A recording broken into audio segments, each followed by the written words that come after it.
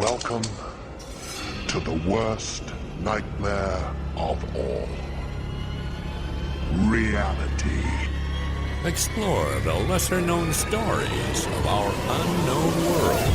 Join the pursuit of the paranormal.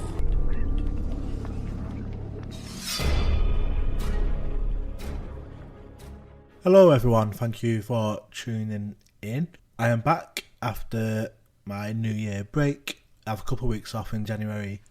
December is very, very busy, both with my day job and also UFO Identified. We are all hands on the pump, getting the database up to date, getting the website up to date, doing all that end of year stuff. So we always take a couple of weeks off in January just to kind of relax, chill, and then plan what's coming up. And coming up, we are back with lots of content coming up, interviews. The Haunted Pub Crawl will be returning this Saturday as well. And today's episode is the second edition of Ash's UFO Files, looking at a case or cases that I've personally investigated from in the UK over recent years. So on to that shortly, but obviously Happy New Year to everybody, hope you're all doing well. The weather last week or so has just been crazy. We've got Storm Aisha happening tonight as we speak. So if you hear the wind or whatever, that would be that. We just sort of got over the snow that happened last week. Very, very heavy snow across the north and other parts of the UK. So hope everybody has stayed safe and stayed warm. It was -7 one of the mornings I was going to work, and it was, very, very cold. Also, obviously in the US, there's been extreme cold and snow in North America, across the US and Canada. It puts our snow to shame, really, the amount of snow that's happening over there, Minnesota and all the other places. So I hope everybody over there is staying safe and staying as warm as possible. So we are back. It's 2024. Lots of stuff happening in the UFO world recently, especially across in America. And we'll come on to that into a future episode. But we got so many things planned for this year. So many exciting things, especially with the guys that we talk to regularly, Mike and Michaela. Other people I'm going to be working with quite closely, creating some content, podcast episodes, some videos. So keep an eye out on all of that. So just to move on to today's episode now. Ash's UFO Files, case number 2. And this was one from 2021. 22nd of April, in fact, and this was a very, very interesting case, number of cases, in fact. There are multiple reports across the day. Altogether on that day, there were 8 different reports made to MUFON, to local newspapers, to Facebook, but in particular there was 4 of these reports that were very, very similar and really deserved a bit of a better look into it. It was initially Charlotte, aka Thunderbird, on Twitter. The Thunderbird username is very long. Let's try it again. So looking for Thunderbird at Thunder46216520, who has been on the UAP roundtable with us and Frank in the past, but she sort of got me onto some of these cases because she looked into it and thought this needs to be looked at, especially these 4 cases which are very, very similar. So so let's crack on and find out what these cases are all about. So it's the 22nd of April 2021, like I said, and they were 4 cases, instance, sightings, whatever you want to call them, reported across the UK, different locations. One of these, the first of them, was filmed from a Morrison's car park in Hamilton, South Lanarkshire, in Scotland. This 17-second clip, which was posted on the YouTube channel David Triumph, shows an object moving seemingly at speed across the clear sky, glinting regularly as it reflects the bright afternoon sun, and the object appears to show a sphere or a fluid-shaped object. The second sighting was reported in the Grimsby Telegraph newspaper with an accompanying clip recorded by the witness, Malcolm C., who was in his garden when he first noticed the object hovering in the sky at about 3:20 in the afternoon. After around 40 minutes he looked again and saw that it was still visible. This time there was a plane nearby, and it was at this point that he started videoing the object. In the video clip, the object appears to be hovering and occasionally glinting as the sun hits it, very similar to the previous report. After the video ended, the object shot off at speed, and a screen grab shows a clear bean or kidney-shaped object. The next sighting, which was reported in the Manchester Evening News, was from witness Dave W., who was parked nearby to Rochdale Infirmary in Manchester when an object directly in front of him in the sky caught his eye.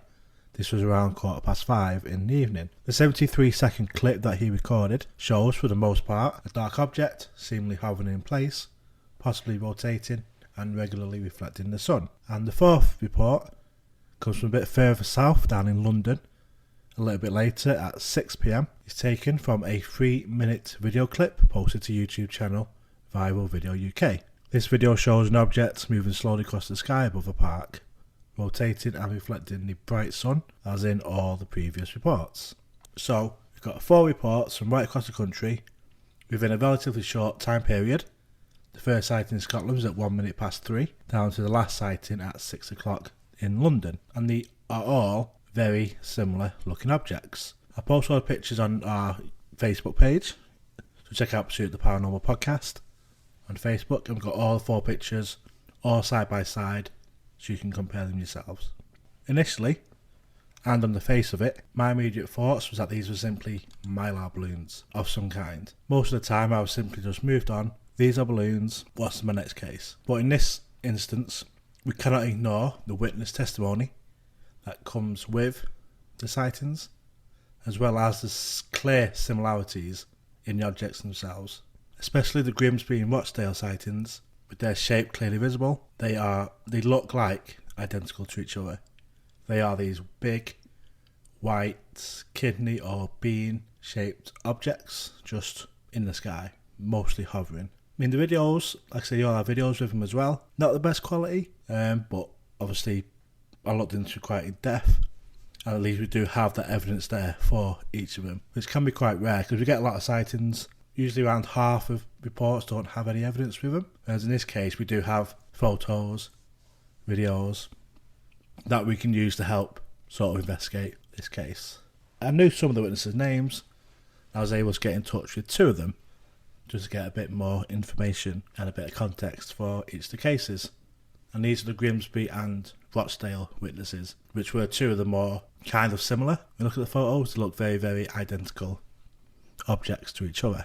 I tried to get hold of the other witnesses, but that's been unsuccessful so far, although the caption accompanying the London video on YouTube carried the following statement, and I quote, "The object was much lower and more visible. It is really quite mind-boggling, as it seems to show what looks like a multi-faced solid object, almost pyramidical in shape or multi-sided, and the object appears to then come apart and then reform and looks like some strange ball of energy." Interesting. Due to the limited information for the Hamilton and the London sightings, the rest of this episode will mostly concentrate on the Grimsby and Rochdale sightings. According to historical data, the weather across the UK during that afternoon, remember it's 22nd of April 2021, and the weather was clear, mostly cloudless skies. And we can see that in the pictures. It's clear blue skies. It's in the afternoon, early evening time. Clear blue skies, not a cloud in sight. It was cool temperatures and a wind speed of no more than 3 to 4 miles per hour, classed as a light breeze on the Beaufort scale. April 22nd is also Earth Day, which marks the anniversary of the modern environmental movement in 1970 and pledges support for environment protection around the world, raising awareness of pollution and ways to maintain a clean habitat. There are events which celebrated with the releasing of balloons. However, Earth Day is not one of these, as balloons do return to Earth where they now litter, and these have also caused injuries and death to many animals, and also caused dangerous power outages, which directly contradicts the message that Earth Day tries to impart. So I don't think people are releasing balloons for Earth Day. I couldn't find any other event for this date which is celebrated, which could explain why balloons may be getting released at different parts of the country. That's if they are balloons, because if they are, this is not the same balloon, and any similarities must be purely coincidental, and there's no way that a balloon could travel the distances involved up from Scotland right in the north down to London in the south, especially with low winds as it was that day. So, starting with Grimsby, as this is the most fascinating incident of the four for reasons that I'll come on to. After speaking with the witness, Malcolm, I was able to gain further information about what was seen to aid in helping to try and identify the objects. So the object was first seen at 3:20 in the afternoon when he was out in the garden playing with his young son. 40 minutes later, the object was still there, so at this point he got his phone out and started recording. He noticed the object was just seems to be hovering, and there was also a plane nearby at this time. Although being reported in the Grimsby Telegraph, the witness was actually in Market Raisin, some 15 miles away from Grimsby, and the object was viewed to the southeast, away from Grimsby and more towards the direction of Skegness, and the object kind of came in from the coast, more inland, heading towards the Lincoln area. The witness stopped filming as the sun was too bright. Soon after, the object, in the witness's words, notched up a few gears and shot off and disappeared. 10 minutes later, an AWACS plane from RAF Warrington was seen flying over the area. This is confirmed by Flight Radar 24 data that I've checked. This is where it really gets interesting. So an AWACS plane is the Royal Air Force's Airborne Warning and Control System, which is the name of the Pacific system installed on Boeing E-3 Sentry planes. These are big grey planes with kind of radar-like things on top of them. You've probably seen them, or seen pictures of them at least, out and about. These airborne radar systems are designed to detect aircraft, ships, vehicles, missiles and other incoming projectiles at long ranges, and they perform command and control of battle spaces in air engagement, and they also use to carry out surveillance. When used at altitude, the radar on the aircraft allows the operators to detect and track targets. So, going back to this sighting, and using the Flight Radar 24 app, one of these Sentry planes were in that area at the time, the witness claimed, at 4:15, so not long after the object was shot off, around 4:05, and it was in the exact location heading towards Lincoln. Interestingly though, as we follow the flight path, the plane takes off from RAF Warrington, heads up towards the east coast of Scotland in the north, comes back down, but then as it heads back towards base at RAF Warrington, it starts moving in a very peculiar way. It starts making kind of a back and two pattern, doing circles and going back and two over the same kind of area, kind of like a sort of search pattern. And when you see police helicopters, police planes, and they're looking for someone or looking for a missing person or whatever, they do the search pattern in the sky. And it seems that this plane is doing that exact same thing. So, I mean, I'm not a military aviation expert. I can't say whether this was normal for this plane or whether the plane was being diverted to this as a result of something else. I mean, it's not a stretch to think that. I mean, it's got a straight line up to Scotland, come back down. As it's got to Lincoln, it started doing what looks like a search pattern. Only 10 minutes after a strange object, had been seen in that exact area. We're not too out of line to think that that could be a reason why it started to do that. Is it looking for this object as well? So, I reached out to the RAF and the MOD in an attempt to get the flight data, the flight recordings, find out whether it was a pre-planned exercise and whether this kind of search pattern was a deviation to the original flight plan, or was it in reaction, or was it diverted to do this? So I was told that the flight was, and I quote, a routine and uneventful trailing sortie, and did not result in any such investigation or proceedings, and there was therefore no need to retain the documentation, aka they had no information regarding the flight plan or the flight data. Not totally sure I believe that. This request was made less than a month after that flight. Again, I'm no expert on this stuff, the RAF or military information, but it seems odd to me that flight data and information is destroyed within such a short time period. You'd have thought that at least a month or longer they would have this kind of information stored for whatever reason they might need it for. Going back to the video that the witness provided, the raw data was all checked and the date and time were stated, and this was all evidenced by the other data that we know with the plane being there. So all that testimony has been proven, so we had no reason to doubt any of the stuff that the witnesses said, including that the object shot off and disappeared after he stopped recording. So moving on to the Rochdale, Greater Manchester sighting now, not too far from Todmorden. The witness, Dave, was in his car parked outside Rochdale Infirmary, waiting for family members to finish their appointment inside the hospital. Initially thinking that the object was a reflection on his windscreen, he got out of his vehicle to get a better look, and the object was opposite him in a due south direction, looking towards Oldham and the more built-up Manchester City area. The object appeared completely stationary for the best part of 10 minutes before beginning to drift eastwards, almost imperceptibly whilst keeping perpendicular to the horizon with no apparent upwards or downwards movement. After 5 minutes or so, the object stopped and then moved vertically upwards at a slightly faster speed. After a couple more minutes, it changed direction, heading in a northwesterly trajectory towards the setting sun. There appeared to be an aircraft following the same trajectory, but at a much higher altitude.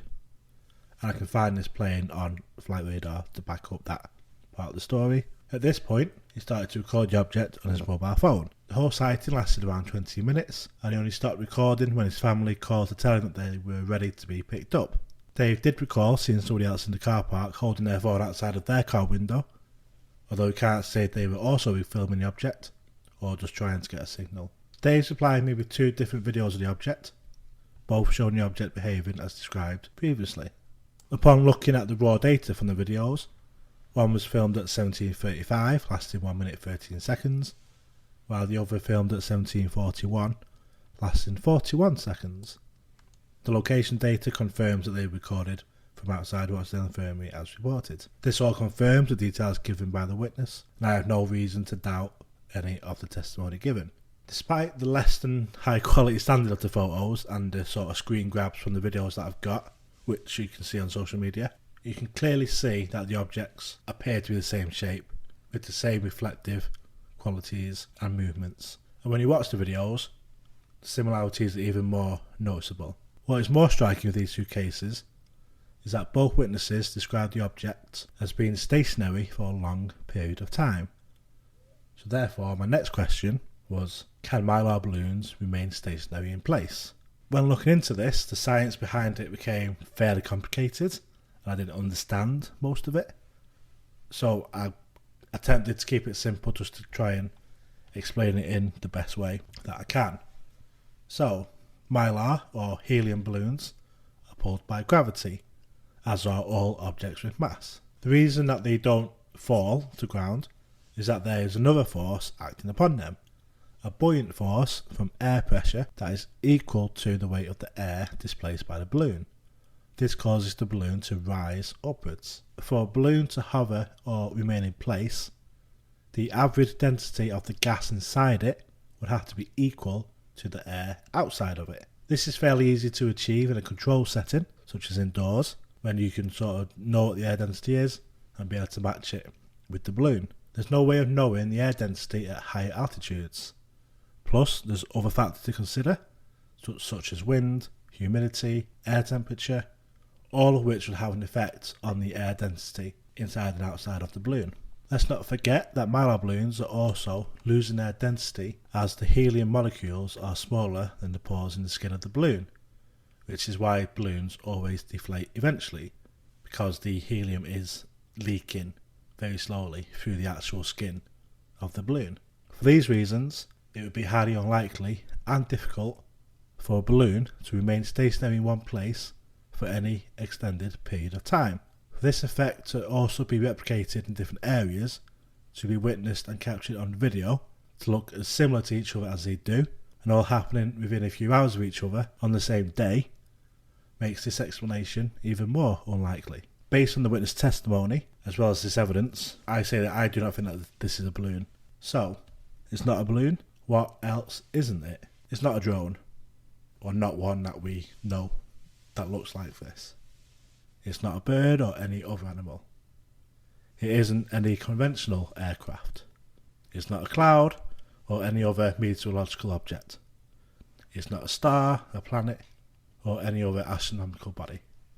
So where does this leave us?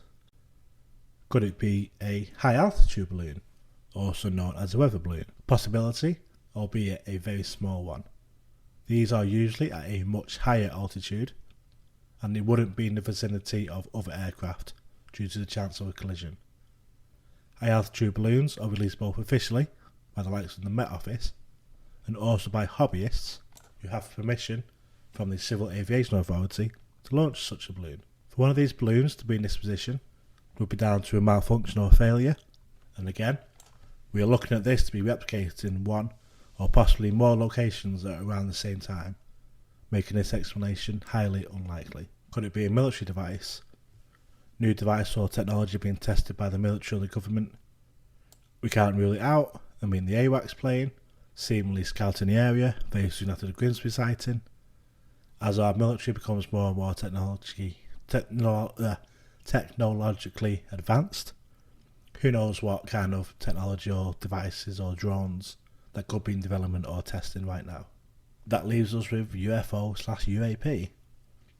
As always, UFO doesn't mean alien, extraterrestrial, although the extraterrestrial hypothesis could apply in these cases. As mentioned, on the face of it, these do look like balloons, but I don't think that's what they are. After speaking to the witnesses and based on the evidence, this was a case, one of the few cases that us at UFO Identified have actually left and classified as unidentified. We don't know what these are. It's been a couple of years since we first opened the case, and we go back to it every so often just to consider it, see if anything similar has been seen, and we've still not been able to successfully or happily confirm that this is something that we can explain. We're not seeing anything to basically give us that position to say, yeah, we believe it to be this. Very, very unusual. One final thing to note, and one thing that we have considered with this, although due to our own kind of lack of knowledge on this side of UFO stuff, is some of you who have got that knowledge maybe shouting at your phones, at your car radios, plasma, Project Condign.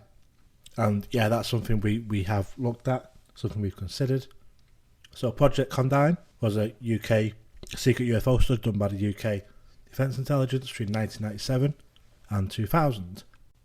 It was declassified in 2006 and became public domain knowledge. One of the conclusions in the report was that the phenomena is referred to as buoyant plasma formation, akin to ball lightning, and is hypothesized to produce an unexplained energy field. The report also notes that scientists in the former Soviet Union have identified a close connection between the UFO phenomena and plasma technologies, and are pursuing related techniques for potential military purposes. This buoyant plasma phenomena has been referred to in many scientific papers and also in the US UAP report, which noted that 163 reported sightings were attributed to balloon-like entities. There's also a paper been published on spherical unidentified plasma anomalies by Dr. Massimo Teodorani, who currently works with the Galileo project. So for years there's kind of been this link between plasma anomalies and UFOs. So could this be what this has been seen? For some reason, whether it's created artificially or whether naturally, something in the weather or the atmosphere creates these objects, we don't know. But it's one possibility that we have looked at, but again, not much knowledge on it to kind of take it any further. But anyone has any more ideas, more information, give us a shout. Always open to re-looking at this one, just because of how interesting and notable it is. We have, like I say, at least 4 sightings in a 3-hour period. It's just incredible. So thank you. Very interesting case, like I said, and just one of a few similar to this, with multiple witnesses, multiple similar objects all seen on the same day. And I go more into these other accounts in a few further episodes of Ash's UFO Files. So thanks for listening, and I'll see you next time. Pursuit of the paranormal